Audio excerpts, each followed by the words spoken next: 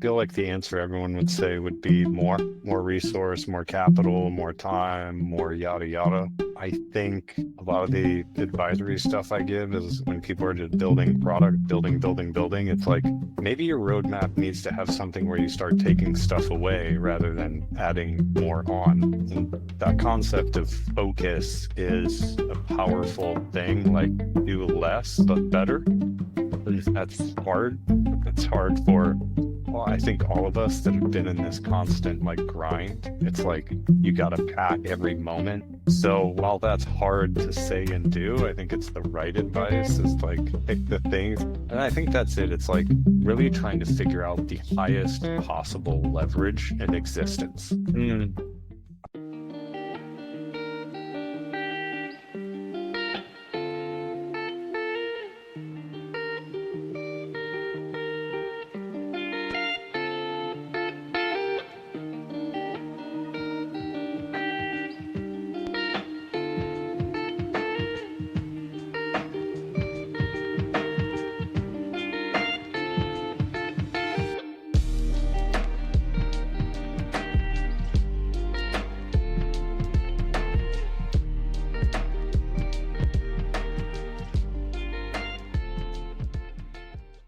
Great to have you on. Really appreciate you coming again to be part of the show.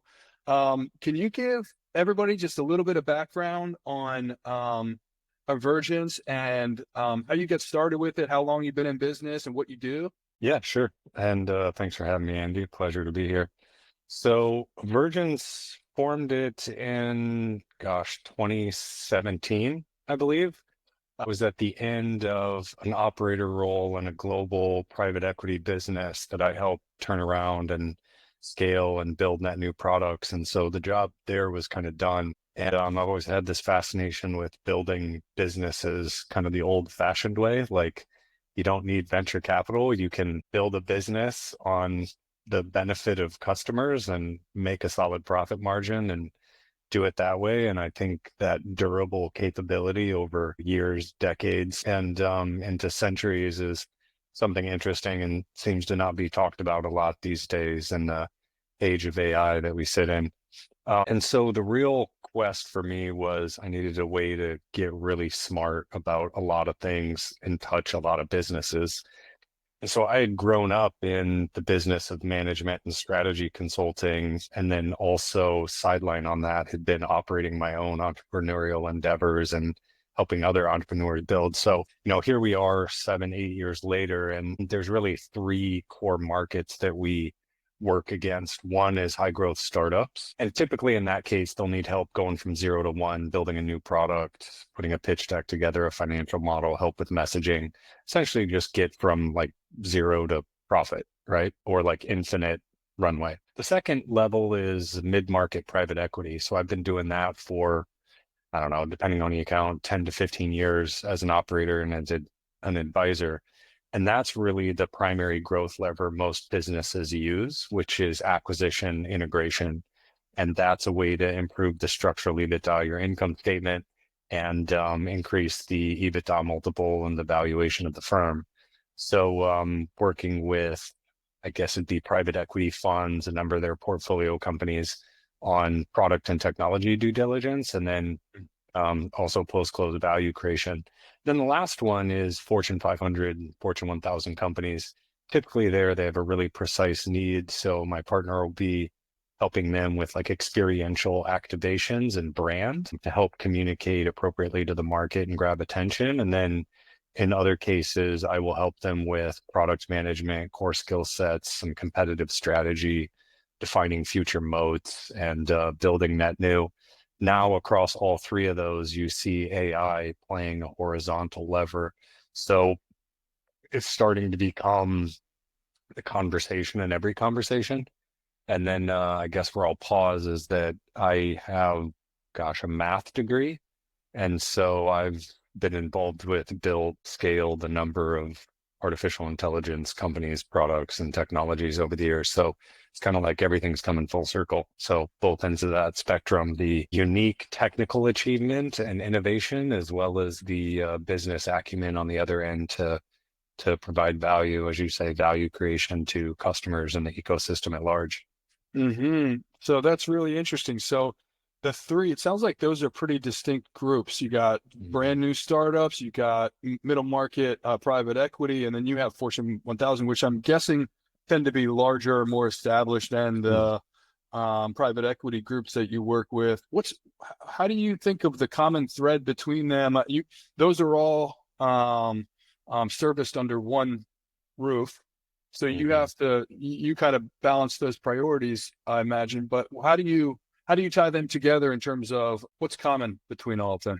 Yeah, it's funny. It sounds like, from the outside, it's like, hey, you should focus. But from the inside, like, it's incredible focus. It's the same thing over and over and over and over and over again. It doesn't matter the size. I mean, it's like a lemonade stand is the perfect example, right? Like, you got to go get lemons. You got to buy them at a decent price. They have to be quality. You need some sugar, some sweetener in there. You need a storefront or some delivery mechanism. And then you need to be able to like accept cash and then pay taxes on it, and then keep the customers coming back over and over again. So the core framework and fundamentals are the same, especially I'm in the technology space. So, technology always changes, but humans never do. So there's only two core needs. It's save time or make time fly. And that's either consumer or enterprise. So what you really learn is after seeing tens, hundreds, sometimes thousands of software companies over my career, it's all the same stuff. SDLC process, release velocity, competitive differentiation, sales and marketing, go-to-market throughput. It's kind of the same thing over and over and over again. And it's just a little bit different workflow and different messaging. And so every industry thinks they're unique and there's very specific nuances to each of them, of course. But I find that if you strip away that first layer, the second, third, fourth layer ends up becoming very much similar. And so being able to draw on the knowledge from all these different places and say, actually, I know that gap that you have right there because I've seen it in domain 1, 7, and 13. And then here's the little bridge you need to give from, the old world to the new world. And then I just insert it. And it's like, takes me 5 minutes, but it took 30 years in order to like spot that and then be able to understand what the answer to that is. So it's just continual. It's like my brain is an AI. It's like continual ingest information and then keep updating the model at the same time. And then when I go to like sit down and write the requirements or instruction set, then it's pretty easy. I don't know if you've found similar in the work that you do. Yeah, 100%. It's, there's kind of two perspectives on that from how I see it. It's like businesses, they kind of fit on different spectrums, and then there's a range of different spectrums, right? But depending on the size, how far along you are, the industries, that might be a different place. But there's that kind of, and it sounds like you're similar. There's that initial period where you're like, okay, I need to know where to place you. Where are you in the process of this? Are you over here in terms of your technology adoption, or are you over here? And where are you in terms of your overall development as an enterprise lifecycle? Are you here? And then once you have that overview, that understanding of the landscape, then it's like, okay, great. I know how to do this piece. I know how to do that. And this is the right way to do that. And it's there's kind of another side of that in terms of for you and your processes, right? Are you finding yourself having to adapt internally based off of like, what if, in second quarter of this year, you have a very different type of client than you had in Q1. Do you find it challenging to adapt internally to conform to that or to service that? Or is it, again, kind of just moving with the flow of things? Yeah, it's an interesting question because I think the answer to that defines your longevity and duration. And because I and we are operating in a fast-moving technology space, like you must be agile. Ye who is not agile dies first. And most companies and startups, even with funding, are like zombie companies. They can't reach their next round and they just die. And so, I think the business has never been stronger. The demand has never been stronger. And it really is about that agility. It's finding the like external agility but also having that core structure where I Mhm. found you have to operate in the world in order to find what truth is from a structure. Once you find truth and structure, then you can harden that and keep your tentacles agile. So it's like a tree is a good example, right? Like the branches move and they sway and the leaves do as well, but the core trunk is solid and has firm roots, and those don't change that often. And then you add new trunks and similar sorts of things. So it depends on like which level of the stack, if you will. But yeah, I think agility is key. And then obviously you have to stay up to date on emerging technology. And that's where I play, which is that bridge, because the old world and the new world is a continual change over time. It's like tectonic plates. Used to be internet, then it was like blogging, then it was social, then it was video. Now it's AR, VR, AI, and blockchain and Bitcoin, self-driving robotics.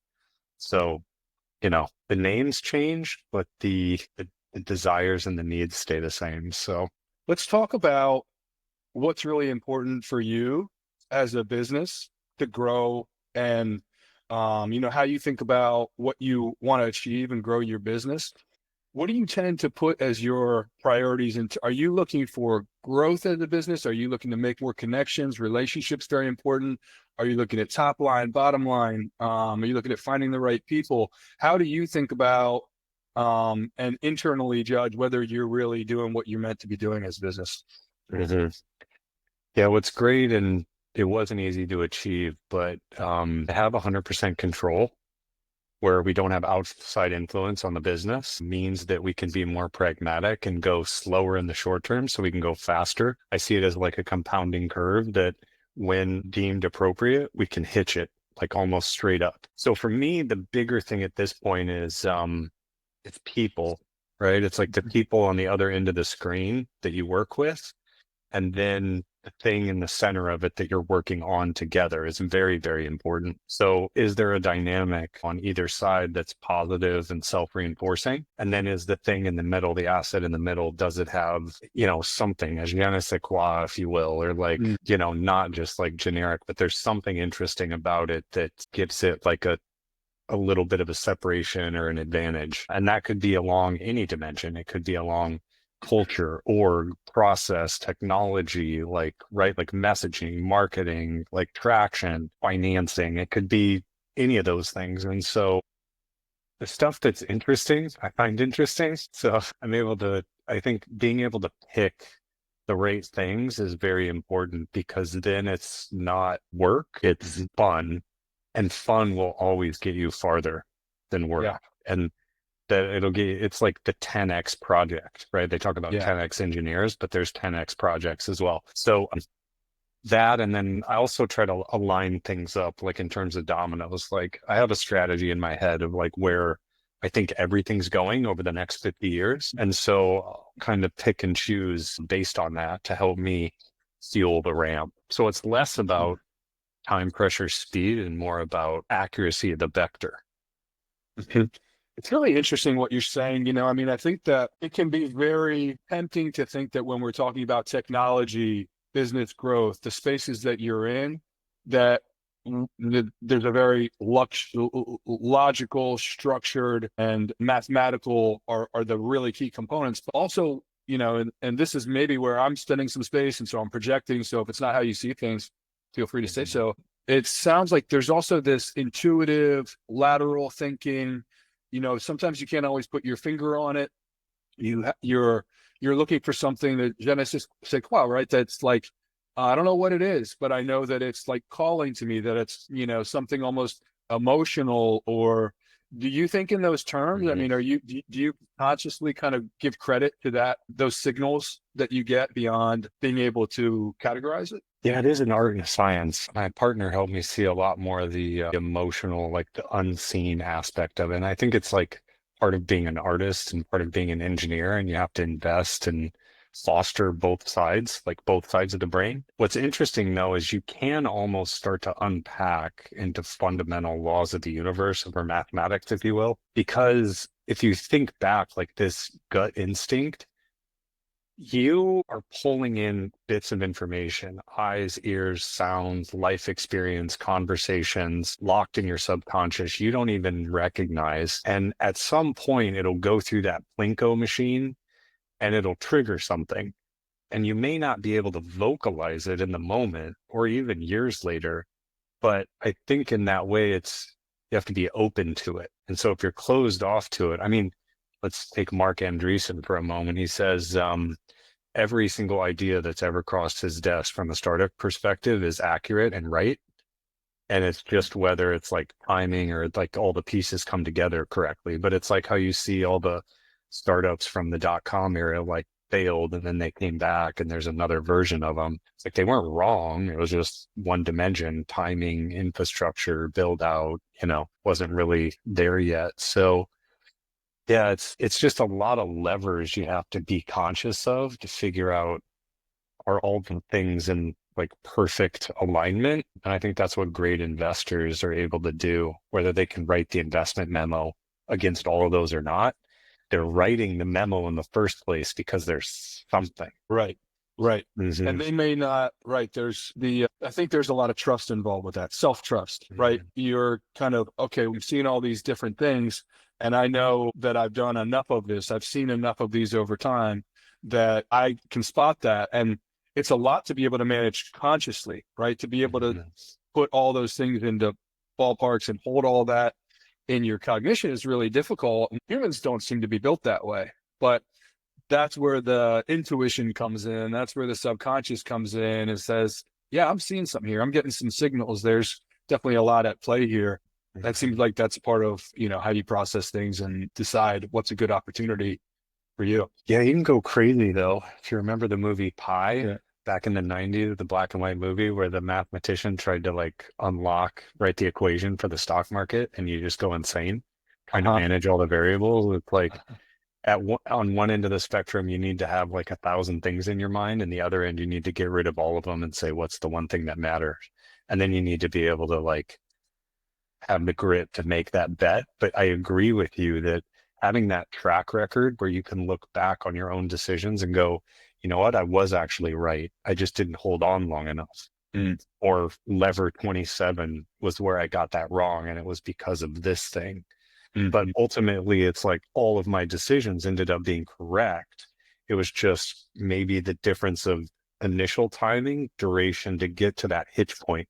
Because if I looked backwards and studied some of this stuff, like NVIDIA, for instance, like you could have caught this in any times over the last 30 years, but like 2016 was a very interesting moment. But they didn't hit the hitch point until the Chat GPT moment. So part of this is you also have to understand what needs to be true in order for you to hit that like hitch in demand. Because you can beat up the market as much as you want, but at some point somebody needs to go, I want to spend money with you. Yeah. And so what is the fundamental macroeconomic or a macro emotional driver that switches things like COVID? It's a shock. It's a surprise. The surprises drive Wall Street. So at least in the short term. Well, we hear what's what's the saying? You want to find the hungry market, right? Don't try to. The best way to sell a hamburger is to find people who are starving. I'm botching that, right? But there's another layer to this that is understanding when an audience is going to be starving, right? They may be satiated right now, and that's what we're seeing with the NVIDIA ChatGPT, right? That they had their footing, they grew, they did a lot of harder growth, right? I mean, it was still a growing space, but when began, it was like, wow, things just really took off. And that's an area where really savvy investors, savvy entrepreneurs are able to see those waves, or maybe even intuitively, right? That maybe they don't know what's going to happen with the markets that they play in and with the markets at large, but they say, this is going to be big. This is going to be something that's really important. Yeah, for sure. Like It's like old traders. They'd say, just put the trade in a drawer and hope you never have to open the drawer back up. Can you put it out of your mind and like your connectome gut so you don't like make yourself sick while it's like going down 90%, right, or it comes back? So right. that's the hard part, is that conviction. But if you have, Yeah. So you just need to figure out what your core convictions are and then hang on to that. And then you need the cash flow to make it through the down years. Yeah. And patience. It's like you had to be able to kind of tap into that instinctual, intuitive, emotional layer of things, but not always act on it, to be able to Mhm. acknowledge it, but not respond and be reactive to it. There's an art in that. There's a beauty in that for sure. That determines how the chips fall. Yeah. Um, let's talk a little bit about Evergence. I noticed that you're very focused on positive impact and working with companies and brands that are making a positive difference. Why that? Talk to me a little bit about that. Like, how does that show itself in your business? It is. Yeah. Like the mission for a long time, at least on my side, was build things that help people. Because like, why wouldn't you? Right. I mean, from just a self-serving perspective, that is the essence of product management. Like, if you're not building something that helps people, then why would they give you money? So it's like there's the pragmatic business side of that. But I think beyond that, it's like a lot of the stuff we work on and work with is such a power law that this concept of democratization is kind of taken over the last 5, 7 years, maybe giving people access to things that they couldn't have access to before. And when people have done these very large studies, what they've found is that as you continue to evolve and upgrade others, like the wealth pie keeps getting bigger and bigger. The problem is the distribution mechanics are problematic. And so there's a book, which is really interesting, a friend recommended to me. Um, it's a big, thick book, something about money. But anyways, it's crazy because they started these basic computer programs and they show that where you start is often the measure of success and for no other issues. And then this power law distribution of economic inequality continues to happen over and over and over again. So, it's like, what can we do to help aside from that? I think would be better. I mean, you know, the consumer. I mean, here's an example, right?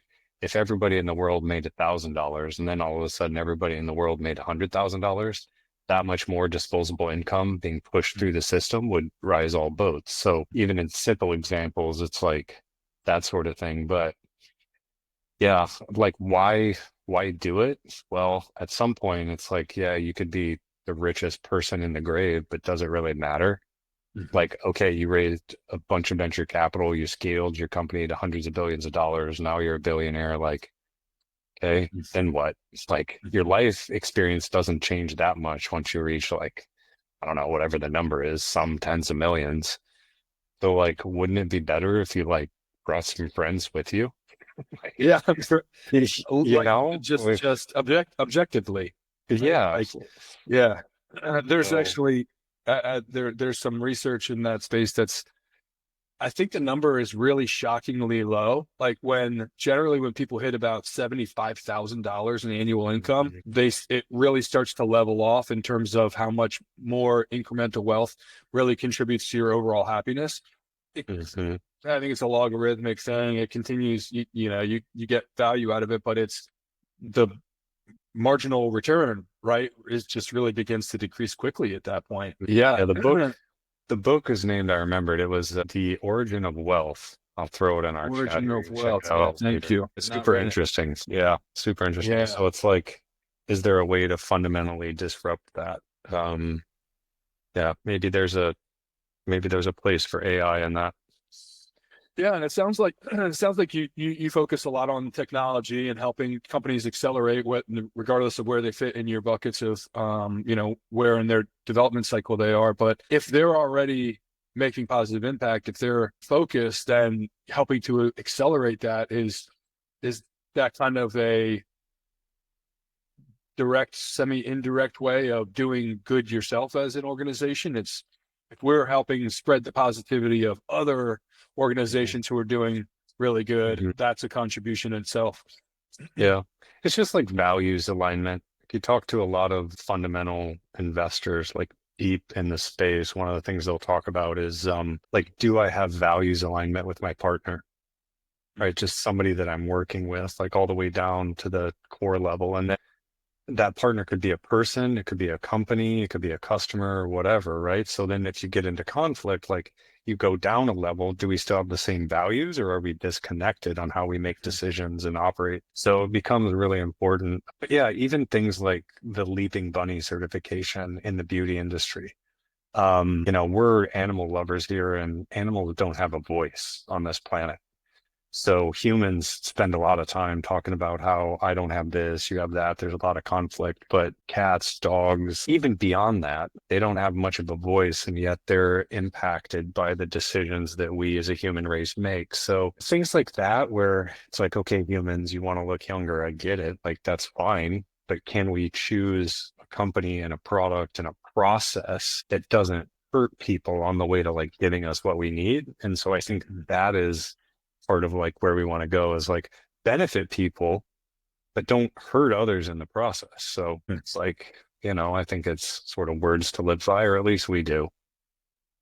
Yeah, it's this is probably a whole nother conversation, but you make me think about policy when you speak of that, because I see a lot of times the challenge. We live in a competitive environment in a lot of ways, and unless a policy is imposed, then there's a lot of pressure to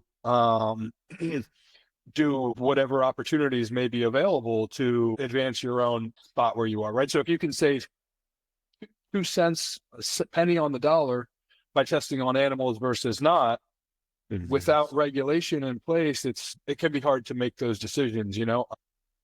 Does your space, does the work you do cross over into policy much? I mean, even just in terms of researching policy change, or do you impact or affect that at all? I'm curious what your thoughts are on that. Yeah, I feel like it kind of sucks everybody in eventually. You're impacted by it at some level. Like the longer you're in the game, like the closer you get to it.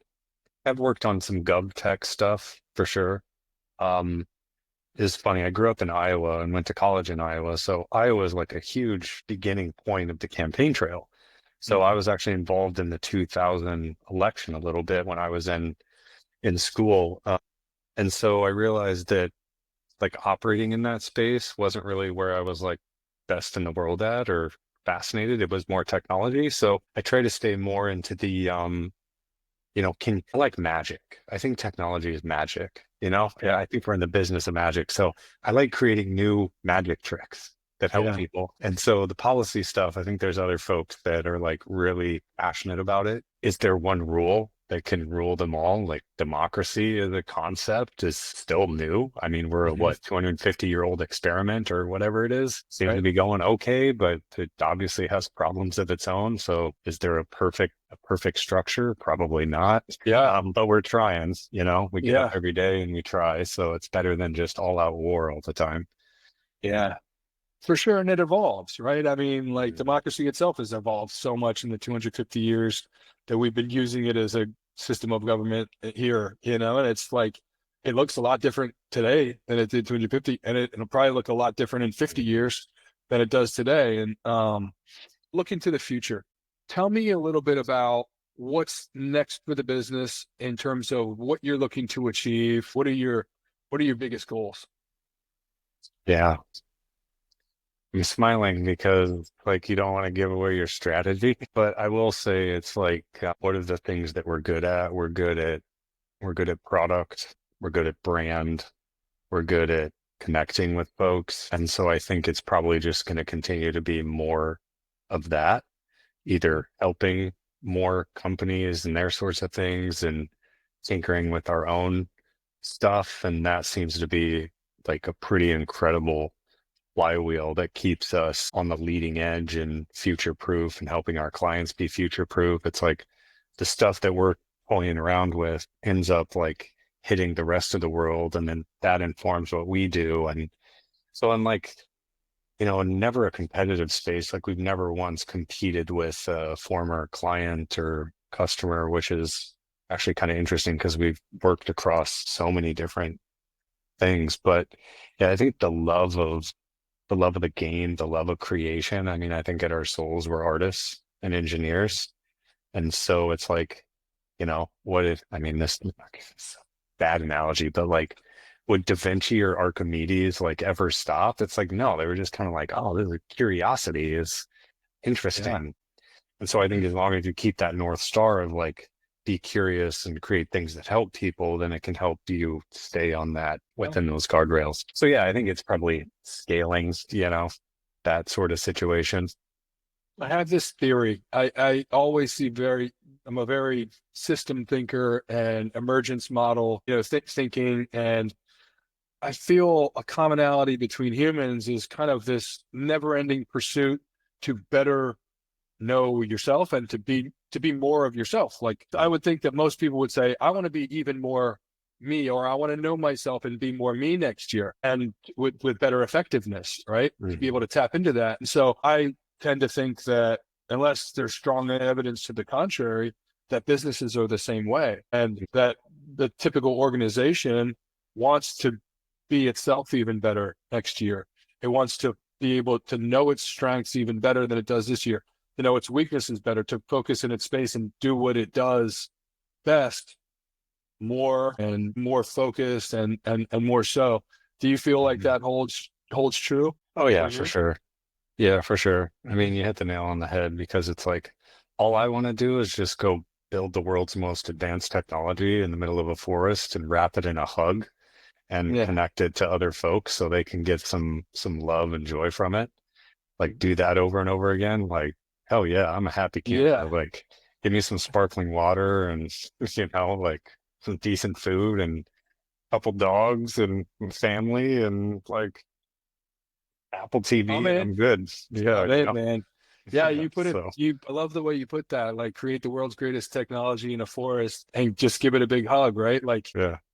we're still about people, right? I mean, Mhm. until something changes, which I hope it never does, at the end of the day, we're still people want to helping people. And that's where I personally see a lot of, very positive on AI technology. It's like, what a great technology to help people even more, to help us, do even more for what we're trying to achieve as people.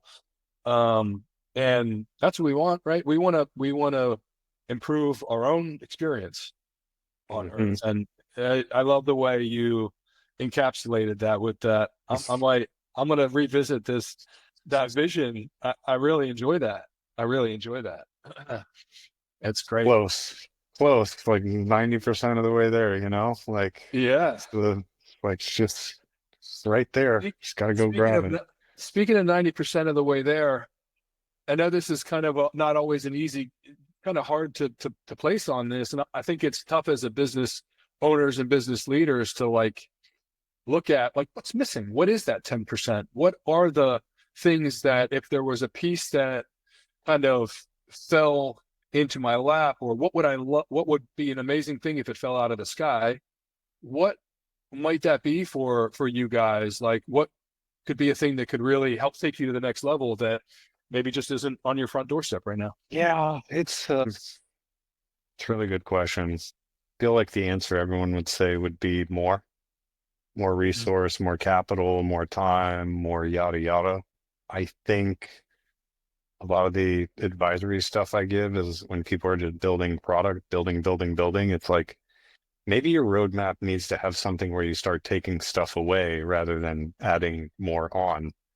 And that concept of focus is a powerful thing, like do less but better. And that's hard. It's hard for, well, I think all of us that have been in this constant like grind. It's like you got to pack every moment. So while that's hard to say and do, I think it's the right advice is like pick the things. And I think that's it. It's like really trying to figure out the highest possible leverage in existence. I can hit one key and in that one keystroke, everything that I want. And so that helps the world and makes us all feel better and helps my family and the whole thing. So yeah, I think maybe Yeah, that's where I'm headed is the ultimate magic trick is yeah. here's the button. It's the easy button, except for the like, it's actually, you know what it is? I think it's the Ladson's lamp. Maybe it's not a button. You just get three wishes. That's right. Got to be really careful about what you wish for. I like that this went from very very more resources to be able to do it to more focus, and then a leverage button to just full magic, just a full Mhm. genie on the lamp. Yeah. But I like the idea. I like to think. I think there's a lot of power in having that license to like imagine almost in a like, oh, this, there's Mhm. no way this thing could, it could exist, right? But man, where we are with AI today, not that long ago, people would just say, oh my God, well, what if there was a thing on a computer that you could just talk to it and it would tell you answers, right? Like Right. and it's not only fun, I enjoy it, but like I really actually like the concept of a some kind of like leverageometer, right? Like something that will that can Yeah. like investigate businesses Mhm. or just soak in information and give you some kind of like leverage mapping, right? I think that's Mhm. a cool idea. I think, and Mhm. I want that. I would love that too. I would love to see the things and, you know, telling me where I have maximum leverage. I always found that I love insight on me, and it's hard to see that as being me, right? And so, Mhm. and like this is a not too much of an aside, but I think everyone in my house and my wife and my kids, you get so used to how we do things in this house. And I would love somebody who's seen 1,000 households to just come in and observe us for a couple days and say, oh, you guys have a lot more story time than the average house, or you guys do a Mhm. lot more of talking conversationally than, you know what I mean? It's really hard to milestone yourself against either other similars, and that other side of that is the way you guys are set up. If you did this based on seeing other people, you would see a big change in this area. That's incredibly Mhm. valuable, and I think that like AI and the processing power, information processing power, opens up a whole new world of being able to do those things. And so I see the vision, you know, that you're sharing as well. Mhm. Yeah, I mean, I saw the stat in 2025, big tech is putting $400 billion into data center for AI, $500 billion by 4 or 5 companies. Doesn't even include the rest of the world. 500 billion. Like, and you're right, we live in the future Wow. from when we were kids. I mean, we've got private rocket companies that are autonomously launching and like catching rockets, which is crazy. We have existing self-driving cars with Waymo that are driving on the streets without drivers, which is crazy. When I was a kid, I thought cruise control was that. Yeah. And my parents actually like messed with me for a day on that one. So I thought it existed when I No was like hands. 8. Yeah. Yeah. Uh, and then, yeah, like AR is going to be wild. I mean, you're going to look outside and you're going to see information. And so quantum computing is here as well, which is Mhm. wild to think about. So, I mean, we've got the Dick Tracy watch now that exists as for a decade. Like that's old news. What? Like it's crazy. And Yeah. almost every human on the planet has a supercomputer in their pocket, which is Yeah. also wild and in their ears. And so we're tracking health by wearables and things. And we've mapped a genome, all the possible protein folds, like mapping everyone's connectome is next. It's going to take a long time. Yes. But yeah, I think everyone thinks it's moving fast now, but I don't think they have. It's still super slow. If you take a 50, 100-year look and you think about where things will end up when machines are transacting with machines in a safe Mhm. way, Mhm. um, the speed at which things will be done is insane. So yeah, we're still kind of living in the dark ages in a lot of ways. Yeah, that's a really right. I mean, it's easy for us to see that in hindsight. Wow, how you know, I don't think of it in terms of like dark ages or like, but it can seem like that. You know, just going back to the 80s, the 90s, and uh, now AI is here, right? And so the Mhm. it's all signs point to acceleration is going to increase, certainly not decrease. And so it's hard to project to see what that to really be able to live in that world mentally. But Mhm. I think you're right. I mean, we do a lot of things very arbitrarily, human, manually that it's going to change, right? Things are going to change. I mean, here's the thought experiment that I use after a ton of research and decades is it's just one, and everybody in the world pretty much can understand this one. Will the internet stop? If so, where do you place your bets? If not, where do you place your bets? And so there's only one question you have to answer yourself is, will the internet stop? What would stop it? And then what will matter after that? And so, you know, to your audience is like, where are you going to place your retirement savings, your excess capital, your work energy? We already have internet on Mars. Actually, the internet got there before we did, and it's controlling machines. So internet went multi-planetary before humans and animals did. Isn't that crazy? Yes. Yeah, it is. It's almost more conscious than we are, right? It's the consciousness of it is expanded, if you want to call it consciousness. But my thinking goes to, if it does stop, I think it is more likely to kind of like go towards something like a functional obsolescence, in that it would evolve into something that would no longer really be recognized as we see internet today. That's where I would put my chips if I'm sharing, if I'm throwing an idea out there. And we didn't really get much of a chance to chat about it, maybe on a follow-up talk, because we really appreciate the call and your time. This has been a fantastic conversation. I know you do some crossover in blockchain and cryptocurrency, and what I see coming kind of Web3 is more of a more focused pockets, communities, digital communities that are more interactive and that can really hone in on how they are distinct from other communities. So I could see internet kind of evolving into this, almost that there's no need to connect everything because we have pockets that are connected, if that makes sense. Small world networks. Yeah. Is a research that is super interesting. But yeah, the whole universe is based on a Higgs field. So everything technically is connected.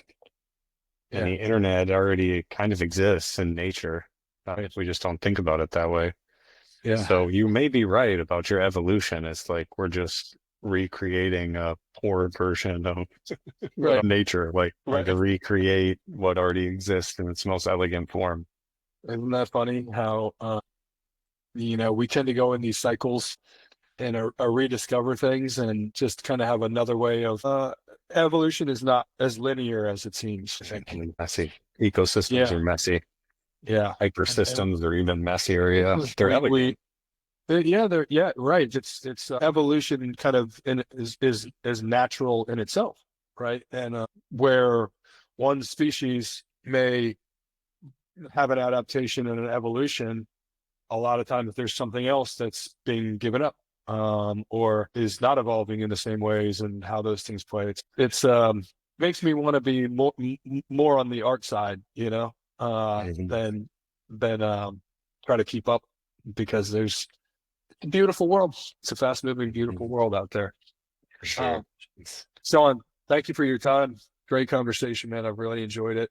Hope you have a wonderful day. Let's any closing thoughts, or anything you want to share before we sign off? No, yeah, thank you. Appreciate it. What's the repeatable soundbite? I think it's go make magic. Yeah, agreed. It's fun. People enjoy it. Yeah. That's right. I love it. Great. Well, thanks very much. We'll be doing that, and see you soon. All right. Thanks, Andy.